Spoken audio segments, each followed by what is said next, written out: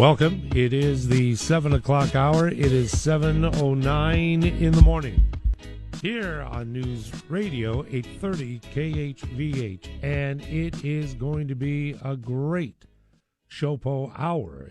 I'm going to play Peaches and Herb's 1970s classic Reunited, and it feels so good. But instead of playing that, I'm going to ask Brother Steve Keogh, could you just bust out a couple of chords of that classic song? Me? Okay, here we go. Reunited, and it feels so good. Don't quit your day job. He put me on the spot. I don't hear you guys chiming in. I know. Bravery is right? the Exactly. word that comes to my here. mind. No drinks, no. I mean, the only atmosphere we have is this place. I mean, this place. And what I kind mean that of in the highest atmosphere regard. is Rick, that, I mean Steve? that. I mean that, brother, in the highest regard. You're going for the save, but it's a shot and a score. No. It's okay. Brother Steve Keogh, good to see you. Brother Mark Cricchio, aloha and good morning. Good happy Monday. The two most handsome men in the studio are on their way, but we do have the return of SHOPO President Mr. Bobby Cavaco. Good morning. Morning, Richard David Hamada III. Thank you. Thank you. It's amazing. He has my birth certificate in front of him and just read it straight up. Brother Bobby, it is good to see you. Good to see you too, Rick. And my goodness gracious, making an impact, walking through the door, is Brother Nick, who has returned with us. Brother Nick, good morning to you. Good morning. Thanks for having me back. I appreciate it. I'm delighted that all gentlemen are here. I encourage you, 521-8383, anything top of mind. But I'd like to turn to Bobby to kind of set the table for us as we start off our time together. And Bobby, this is in regard to perhaps clarification, specificity, ensuring that the public fully understands the role of SHOPO, especially when there are major events. And if you wouldn't mind, could you walk us through? We were talking about a possible misconception with the public in regards to critical incidents that occur with our police officers around the state with the 4 departments.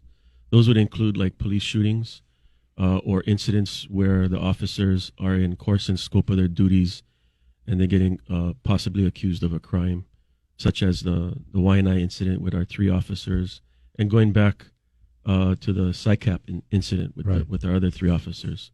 So when those incidents like that occur, prior to 2019, SHOPO would bring in their or our attorney to represent those officers.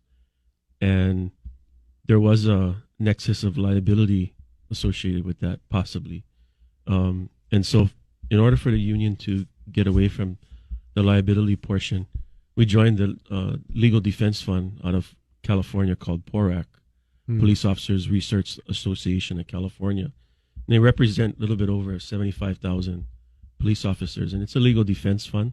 So we pay a nominal fee per member per month, and they offer attorneys for them for our police officers when they're involved in these situations. And so the benefit is that it's an unlimited benefit for the officer. So whatever case it is, doesn't matter the facts and circumstances, as long as the officer was in course and scope of his or her duty, a PORAC will cover the entire bill. So they've had cases before where the cost of the defense was upwards of over $1 million, and PORAC covers it all, and there's no extra cost to the officer or the union. So we just wanted to kind of clarify that. I know sometimes in the media reports or some articles, the media reports that SHOPO is representing the officers in criminal situations when it's in course and scope, but actually it's not. We just secure the legal defense fund, and then once the attorney comes in, it's between the attorney and the officer. Yeah, there's no bearing upon the union after that. Couple things. First of all, taxpayer money. Those defense funds, as you just described, folks kind of get a little, they bristle, saying, "Oh, our taxpayers' money is being," and so to clarify, that is not the case with PORAC. Yes, that's correct. We'll make that And it would apply in those situations with taxpayer funds only in police commission cases, where the police commission would provide representation in a civil or criminal case, when they have the hearing on whether or not the officer was in course and scope.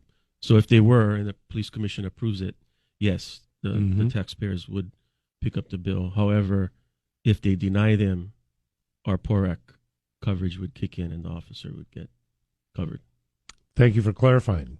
I didn't realize that delineation. Brother Nick, would you like to expand? Yeah, so what Robert is talking about is essentially no different, really, than what a prepaid legal program for a civilian out there. Our members pay dues every month to be part of the union. Part of those dues are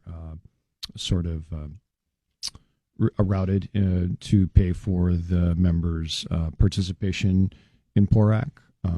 Most of our members never have to use this plan whatsoever, or have not had to. The vast majority of police officers out there who do the job locally and on the mainland never get into a situation statistically where they have to have some type of legal representation regarding something that they did while they were on duty.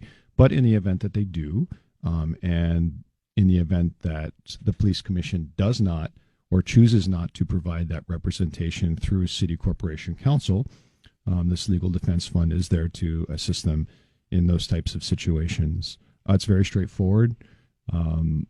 Our role as union officials in those types of situations is not to get involved in any of the specifics whatsoever about the situation. Our role when we go to a critical incident is simply to identify who the members are, which one of those members is entitled to the benefit, who needs the benefit, and then we just put them in touch with the legal defense fund and we step away.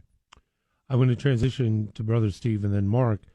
However, SHOPO, could you describe the role with the officer in relation to the department and perhaps even the commission in advocating for those officers in these critical events to ensure that rules, regulations, etc. process is followed? Sure. Rick, I'll kind of break it down into two different things. You talked about administration. If an officer is going through a disciplinary process administratively, our business agents that we've had on the show before, like Walt and Mike here locally, the business agents are going to walk with our officer members through that process up to step right before step 4. And then as far as if there's some more serious allegations, let's say of a criminal nature, our business agents don't get involved with it. That's where we then give the officers in the different counties the access to legal representation right from the start, and they navigate that. We've talked about a lot of different topics on the show. If our members are in a situation where, let's say, they may have done something administratively incorrect, they may have done something of a criminal nature, the criminal investigation takes priority, and then that's where they would have legal representation. The administrative investigation might be done concurrently, but it's not brought up with the officer until the criminal is finished. I hope that provides a little bit of just straight talk and clarity for those listeners, just of how things work.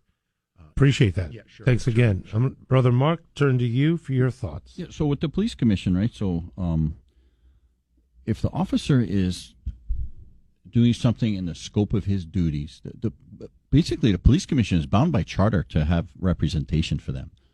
So the gray area is if they feel like, okay, he wasn't in the scope of their duties, right? Then, okay, we're not going to represent you. So, this program that they have, it's a good peace of mind for the officer because he doesn't have to worry about that, So it's something really good that they have here. There was a recent critical event with 3 officers involved in the Makaha situation that ultimately was reported were terminated. And in that process, Bobby, what is the role of SHOPO?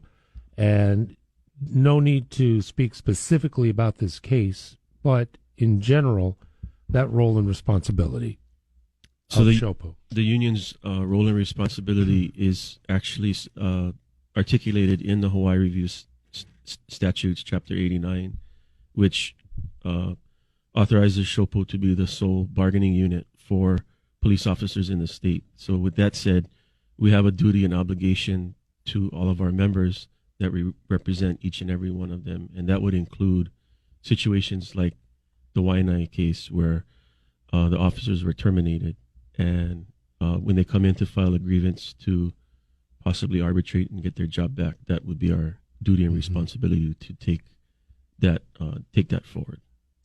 It is already 7:20 in the morning, but this is a very relevant and important topic of discussion. I'm going to turn to Nick for final thoughts. What would you like to share? I'd just like to share that, these pre-pred legal programs, the assistance that we offer through SHOPO, it is in no way the union endorsing any bad behavior on the part of an officer. It does not mean that we think or know or believe that officers do anything wrong. The basic fact of this job is that it is very much a life and death type of situation. It's extremely complicated. We have gone through scenario after scenario and story after story on this program for a long time, trying to make the public aware of just how difficult it is. When you're doing this kind of work, inevitably, at some point, something is going to happen where your decision is scrutinized, your actions are scrutinized, and then the public wants answers, and public perception is probably going to turn against you very quickly, even though you may have done everything right, or you just need some type of defense to articulate yourself better. And we understand that better than anybody else because we're doing it. Mm-hmm. So with that said, we firmly believe that police officers have a huge amount of rights. We do believe that they are covered under the Constitution against self-incrimination and all of these other things that every other American is entitled to, because we are. And given that and the nature of the job, we believe that, yes, we do need some type of special representation in certain situations. And again, it's no different than any other person out there. People who have done very bad things in the past included, who are civilians, who pay for pre-played legal because they know that they're going to need help at some point in life. There we go. Brother Steve? No, Rick, thanks for talking about this topic. Obviously, things top of mind. The three officers with what happened out on the west side, that was front page news last week, I think. So very appropriate to kind of have this discussion and just share with your listeners in case people had questions about where money's going, how this works, and kind of how the process plays out. Right. And that's tremendously relevant. And I'll leave with Brother Mark on this topic. What would you like to share before we move on? In today's climate, with the opinions of some of the public against law enforcement or first responders in general, it's like, you need this stuff because, like Nick said, you could be doing stuff by the book, but they're still going to come after you. Yeah. So I just, final thing, I try to, in downtime, absorb reels and shorts, etc., that involve officers on calls. I just want to see, as much as I can, not physically being a part of that process, and I marvel at what certain components of the general public, the way they act, the way they speak, the way they become physical, that blows me away. And everybody with their phone. What's your badge number? Who's the officer? You need the badge. I just quiver that the lack of respect by so many for our officers blows me away. And just contemplating how the heck did we get to this situation? And that's why my empathy and my love and support of what you and your team does for us, why it's profound. I can't imagine being in that scenario and working day after day after day, confronting so much negativity. And so I just want to say this part of our conversation means a lot, to know that our officers have true support. So it is 7:24 in the morning. Can I just transition here? And if I ever hear my son say that, I'll probably lose my mind. But there is a reason for celebration, because there are certain individuals in certain times where there's an elevation that you are grateful for. And the third most handsome man in this studio, we want to extend big congrats to Brother Steve Keogh for making a move in promotion to lieutenant. Thank you. I appreciate that. Thank you. Brother. Congrats. Thank Steve. you. Congrats. Coming soon next week. Next week there'll be an official ceremony, and I'll get bumped up from sergeant to the rank of lieutenant. Mm-hmm. Switching gears, I work urban Honolulu D1.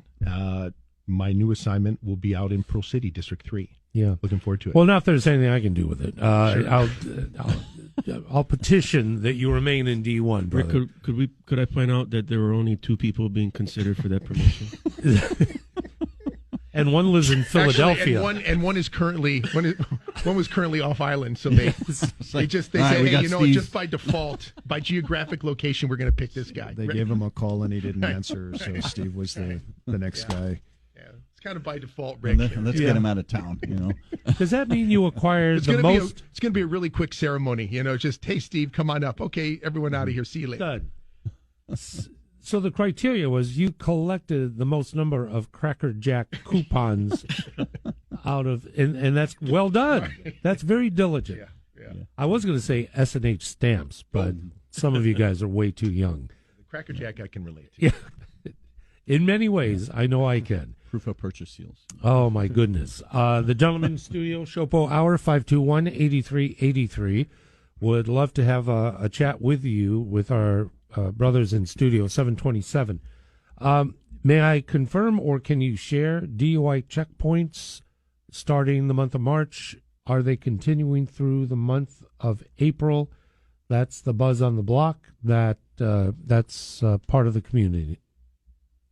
Yeah, those DUI checkpoints.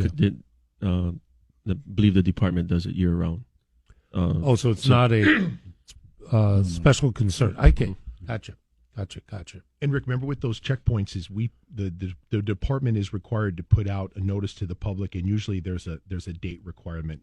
Because if someone gets arrested at one of those sobriety checkpoints, we actually have to include in the arrest packet that goes to the prosecutor's office the document that shows that we put out that notice to the public, if you can believe it. And as part of the arrest packet, we actually have to include the fact that we gave the public notice about the sobriety checkpoints.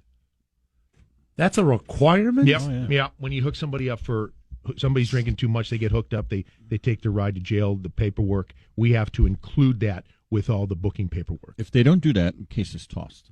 Welcome to the Hawaii judicial system. Dear heavens. So we put that out, sure, to let the public know, but it's also part of a protocol that when officers do make arrests at those sobriety checkpoints, that is included with the paperwork that goes to the prosecutor's office, the judge's office. Well, after this session, it'll be simply writing a ticket, and you don't have to make an arrest. So, There we go. Unreal. And we'll talk about 1601 companion legislation coming up. Brother Nick, can you share with us how to connect, how to learn more, how to support SHOPO? Yes, you can always check out our website at shopohawaii.org. For those of you who are members who are listening, don't be afraid to ever give your shop stewards, directors, or union officials a call and let us know what's going on. Thank you very much for that. Oh, man, it's so good to have all the fellas in studio with us today. And we'll take your calls if you'd like to join us, 521-8383.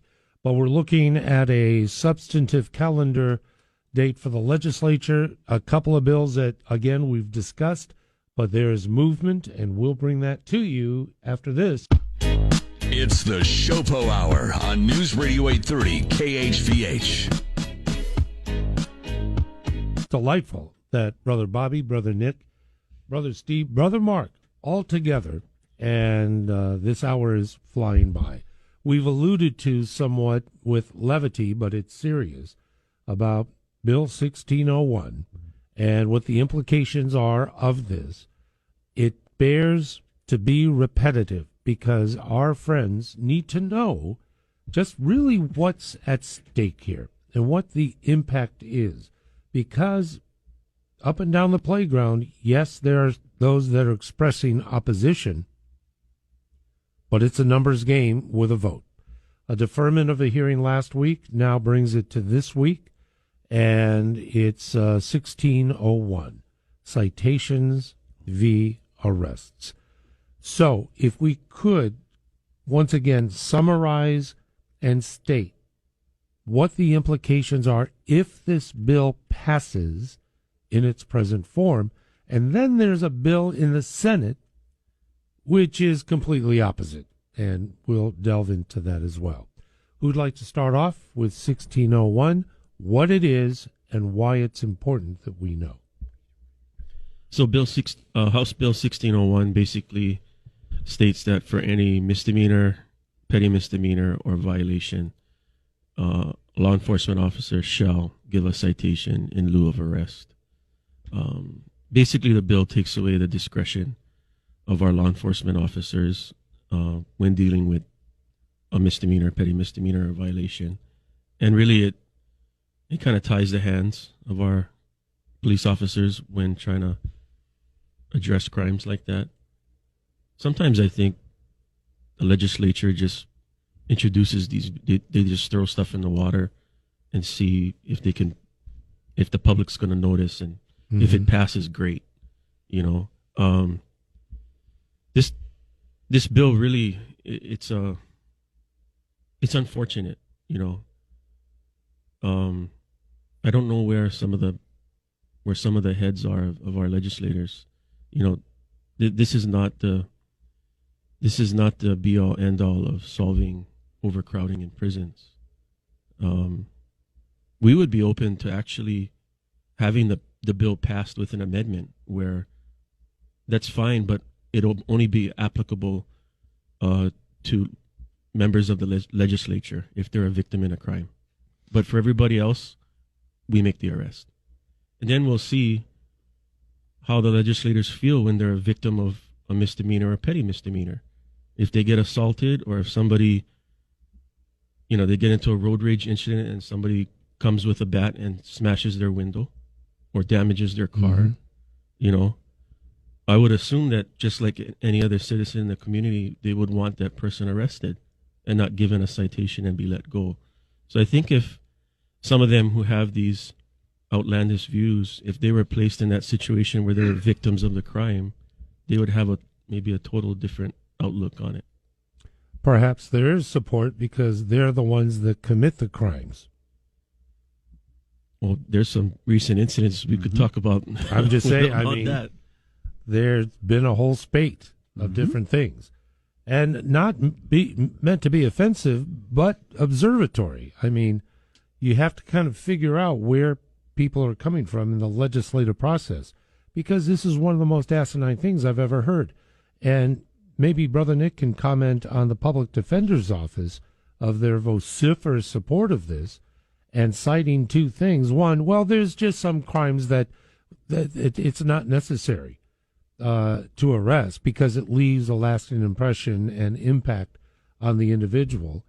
And the other does have to do about alleviating prison congestion, so to speak. Nick? So police officers have always had, to a certain degree, a level of discretion when it comes to citing somebody for these types of offenses versus actually performing an arrest. So if the argument is being made that there are certain situations where an immediate arrest is not required or not appropriate, we understand that. That's why we carry citation books with us, so that we can essentially give somebody a penal summons right on the spot with a court date to say you will appear at this date and time in this location, and the criminal case will go from there. We've been doing it forever. All four of us have done it in the past. It's a matter of procedure. Again, it doesn't apply to every single offense out there. In fact, typically, I think you'll see that officers are very good at using their discretion in how they apply this. Okay, because we know that if you've been assaulted pretty badly on a misdemeanor assault case and you want to press charges, this person should probably go to jail.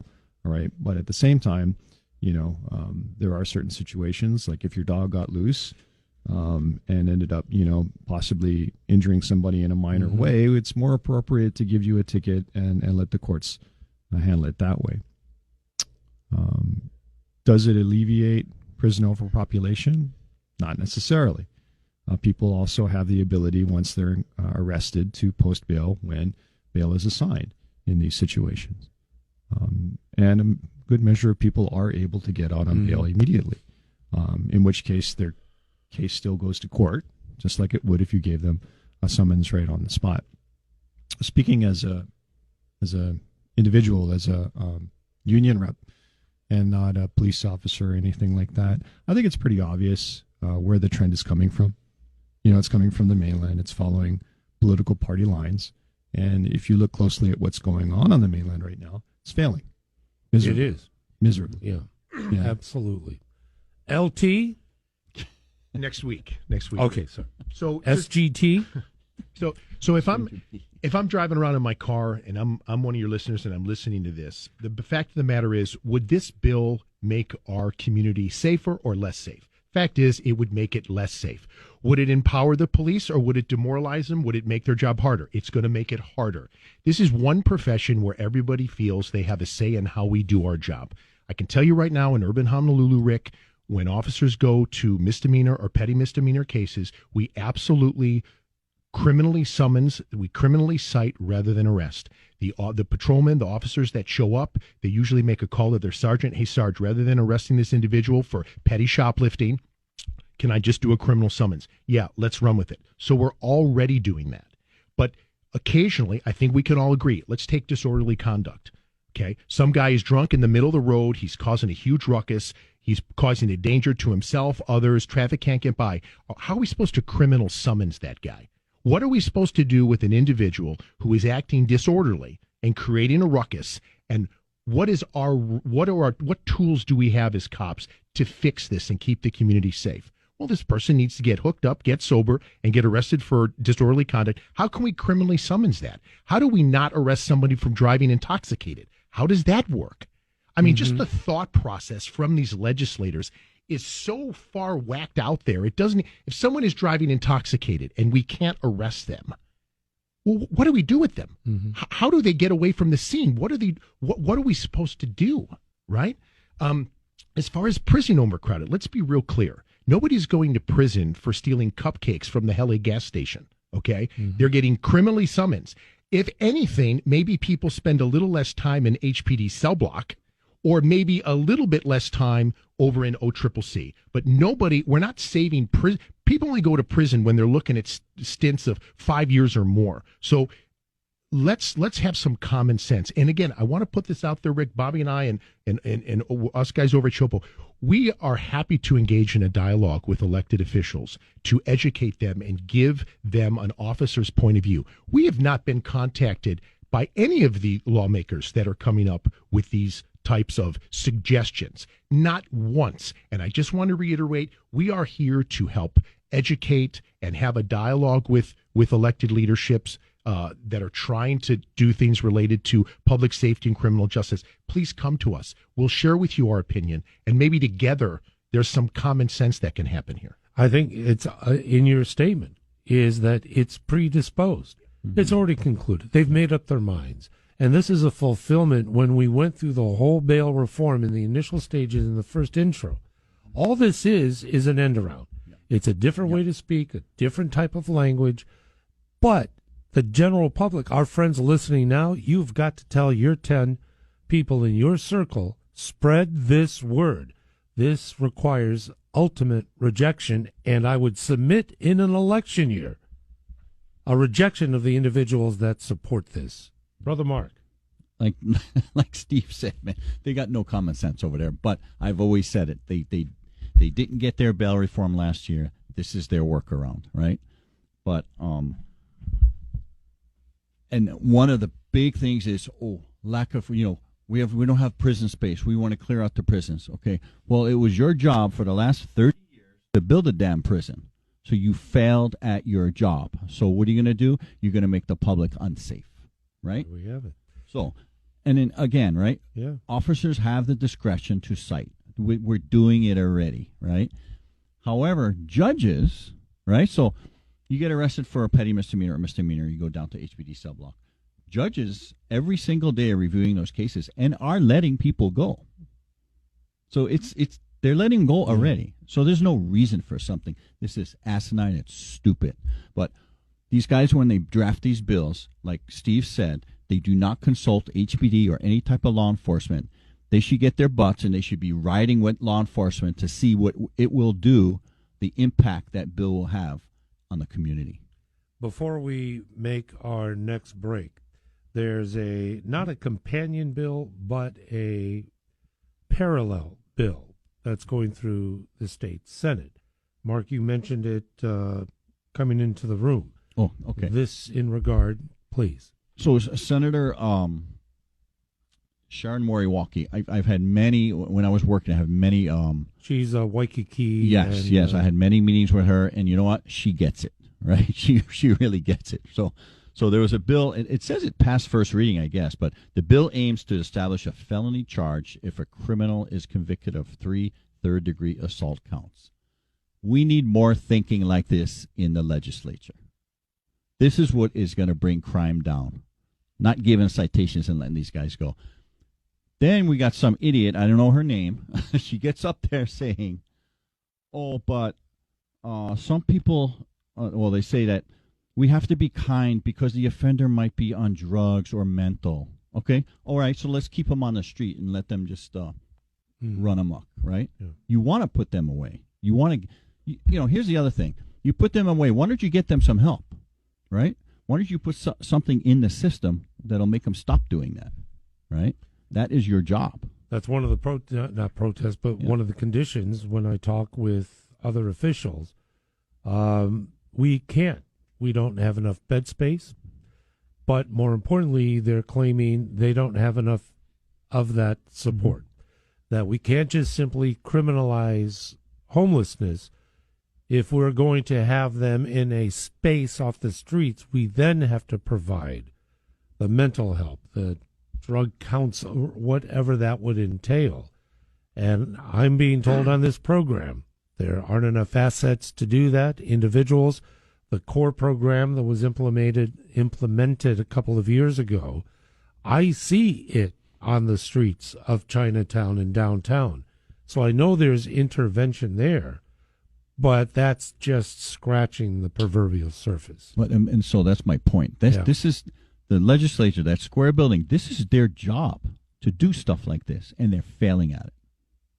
Right? They're just doing the opposite. Yep. Just make it worse out there. Right? 7:49 in the morning. I think we should loosen Mark up a little bit. He's a little vague. I can't stand these politicians.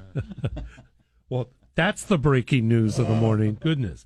In all seriousness, we're going to continue. We only have a handful of minutes remaining. We're going to use them well on this edition of the SHOPO Hour.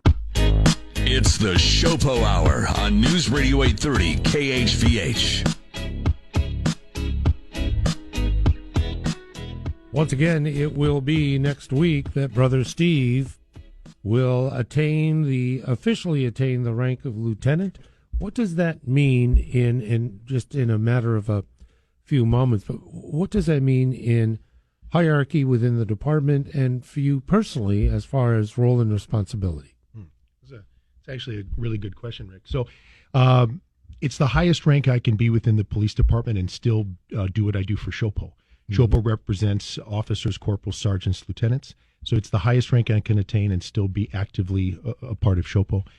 As far as kind of how it works, if you're in a patrol environment, basically the lieutenant is also known as the watch commander. In a patrol environment, that lieutenant is going to kind of, I'll use your line, set the tone and tenor for what the watch does for the day. Chain of command, I would directly be overseeing the sergeants, and the sergeants then oversee the sectors, which have corporal or officers in it. I'm excited about the opportunity, Rick, and basically it's just a higher level of supervision, and I'm able to contribute a little bit more into the direction of what officers might do during a patrol shift, in addition to answering calls for service. You're also interacting at the lieutenant level. You're also interacting with neighborhood boards. If you're a patrol lieutenant, You may be attending neighborhood board meetings. We used to do that as sergeants, but then the responsibility switched over to the rank of lieutenant.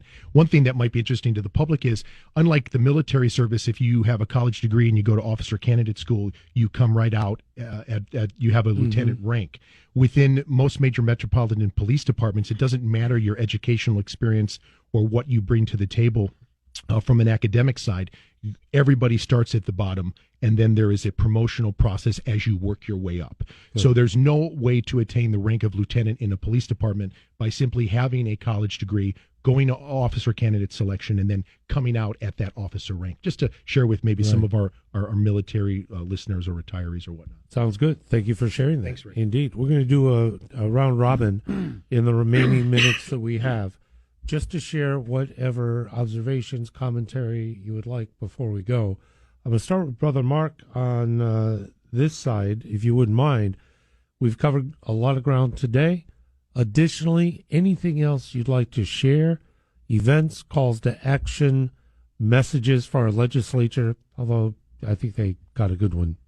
Well, first and already. foremost, he's a rank of lieutenant, he pays for our dinners now, Amen! So, Hey, Capitol Grill is opening. Huh? Okay, all right, we'll set that Of course, up. we're only going to get like cauliflower and iced tea, but yeah, I'll still go. Beef. I'll go with the legislature and these people listening out there, like you say, tell people, because these guys, when they go for re-election, they tell the public what they want, but they are not representing their constituents. Once they get elected, they do their own little thing, and they don't care what the people voted for them for. They're just doing their own thing. So we need to vote smart. There we go. Thank you very much. Brother Nick, final thoughts for our program today. Yeah, a few weeks ago I was able to work Waikiki Block Party. It was a food and vendor event, no alcohol, just a block in Waikiki that was cordoned off for everybody to have a good time. And I was really taken aback and really appreciative of all of the members of the public, both local and tourists, who came up to the officers who were working, wanted to take pictures with us. We're smiling, we're happy, very appreciative of the work that we were doing down there and the work in general. So for all of you who were there, who came up to us and hung out with us for a while, I just wanted to say thanks. That was a really nice reaffirmation of what we do out there, and the fact that I think the vast majority of the public really appreciates law enforcement. Amen. Thank you for that. Brother Steve, again, final thought.